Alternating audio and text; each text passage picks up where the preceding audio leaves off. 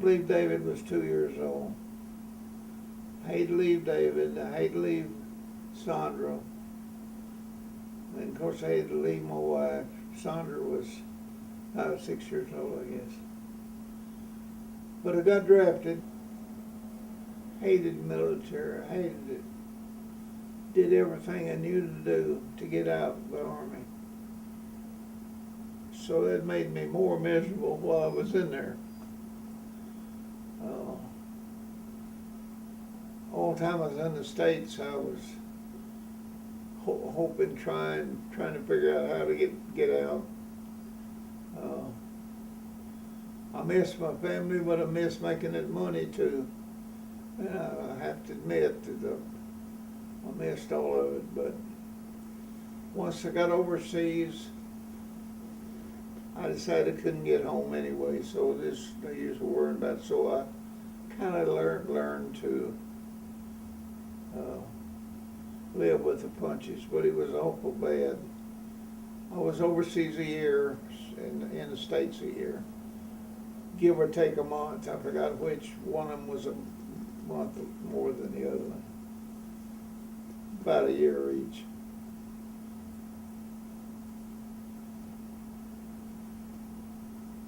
I landed in Washington State, Seattle, the day my daddy died. And I met a friend on the ship coming home that was from Paulsondale out here. Talked to him and he told me he didn't have no money, and I said, let me loan you some money. So he said, oh, I'll let you loan me a little, so I ain't got no money at all. He said, you know, I need to buy something, or I don't know. So I said, let me loan you some money. So first said no, and I said, yeah, I had $400 or $500, I guess, on me. So I guess I let him have $50 or $100. So I didn't see him anymore, and then that night he called home and told his daddy, said, I run up on Bill Driver on the ship coming home. So his daddy told him, said, I don't know if Bill knows it or not, but his daddy got killed today.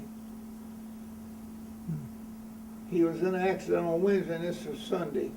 He didn't die till Sunday, but so the boy now's got to get out in the camp and try to find me. So I'd gone to the PX with some friends, you know, and I saw him come in the front door, and he spotted me back there, and he started back there, and I motioned him, come on back, and he said, walked up to the table, and I said, sit down with us. No, I said, I want to talk to you outside.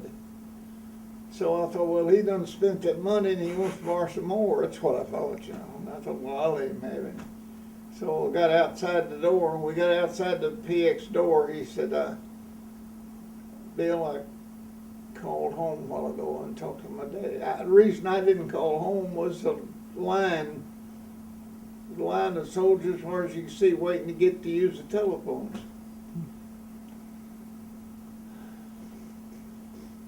And he said, I got bad news for you. I said, what's that? And he said, my daddy said your daddy got killed today, died today or got killed today.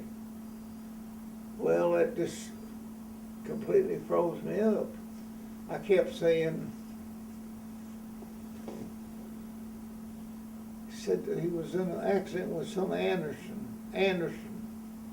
Well, Judge Anderson was the only Anderson that I could think about, you know. And I knew my daddy wasn't a friend to Judge, but my brother was. And I'm thinking it's my brother that's got killed, not my daddy. That's what I'm thinking. But he kept saying, no, it's your daddy. Or my daddy says it's your daddy. So, well, I got all that line to fight. So he said, let's go call. So he saw a chaplain. He told the chaplain the story. He said, can you help us get a line through? He said, I'll get you a line. I said, I'll get you a line where you can call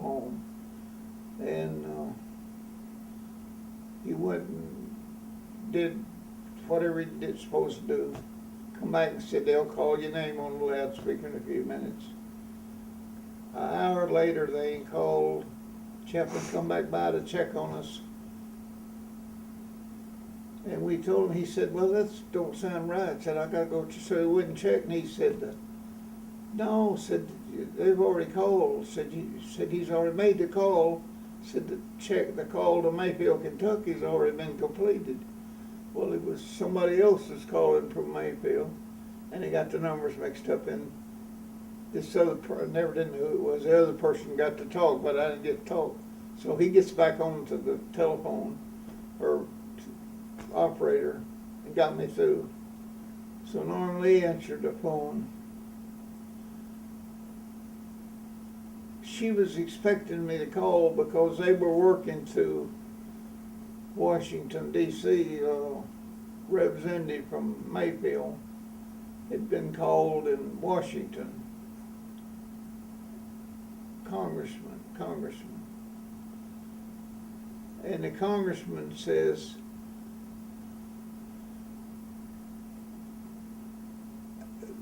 I'll get him, I'll get you, get him home or something. They already started trying to get me home.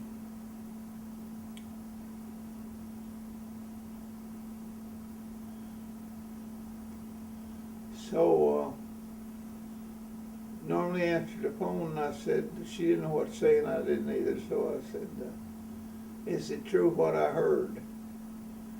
And she said, yeah, it sure is. So then I knew it was my baby.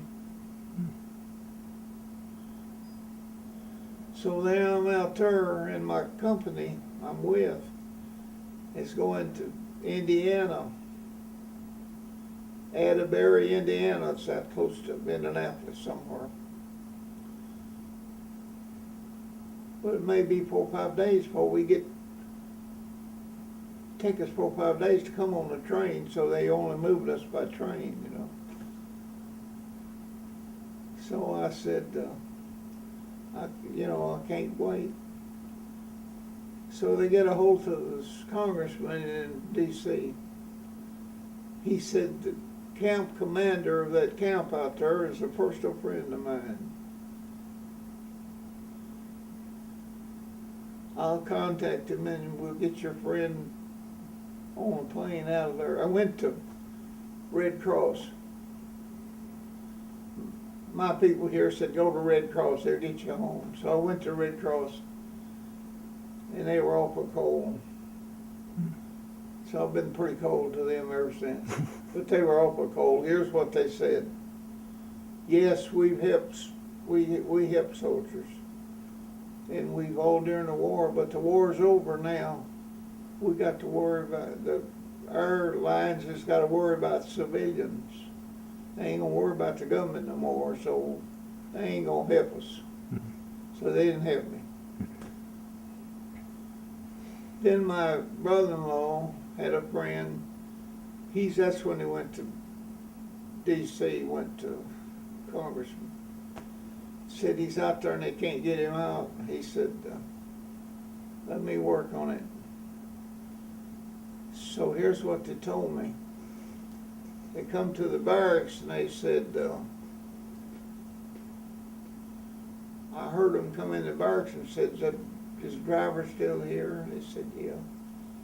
So I heard the guy tell the man that in charge there, he said, get him out of this camp right now. Get him out of here right now. I heard him say that.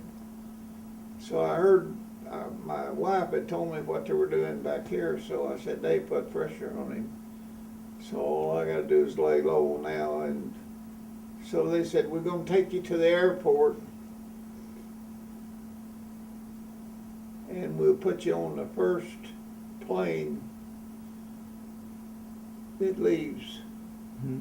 Said, we can't tell you that, but it says at the last minute they'll pull some civilian off and put emergency on. Said they'll pull some civilian will lose his seat and you'll go on. Well, when planes kept leaving, I ain't got on one. I sat out there several hours. So I went and checked on it and they said, we're doing it Everplain Leisure, the soldiers on it. So I found several people were in the same position I was trying to get home on emergency leaves. Mm-hmm. I don't know if there were deaths and all of that, but they were all emergency leaves. So I finally get on the plane.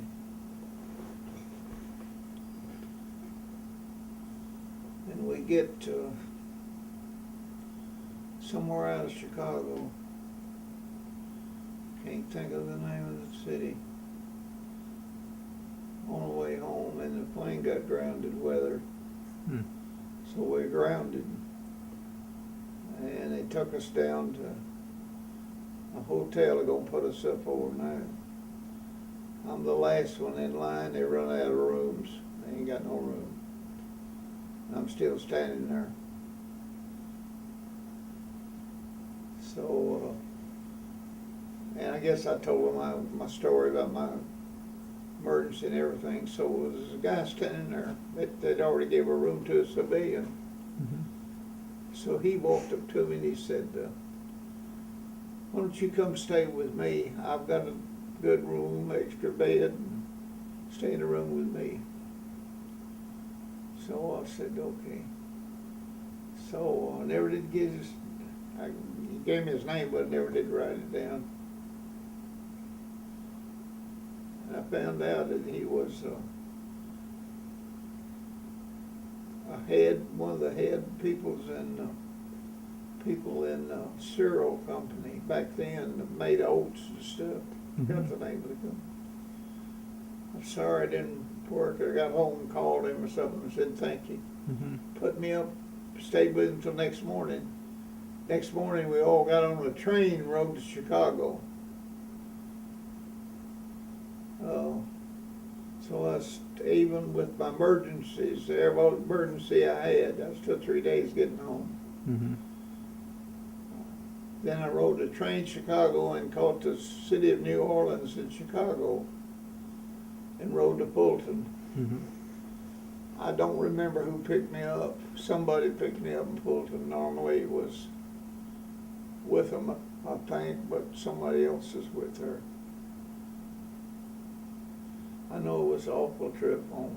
Yeah. I just, I guess I worship my daddy. I love my mother, but it's just something about my daddy that just different. I don't know what it was. So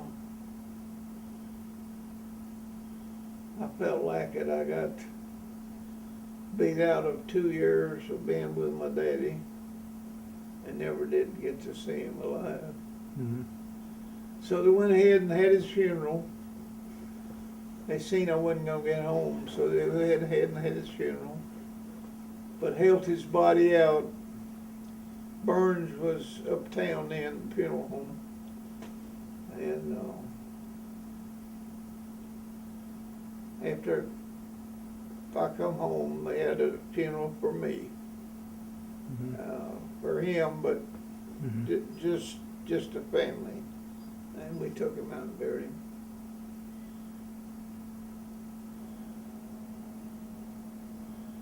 So it's still a sad part of my life. Mm-hmm.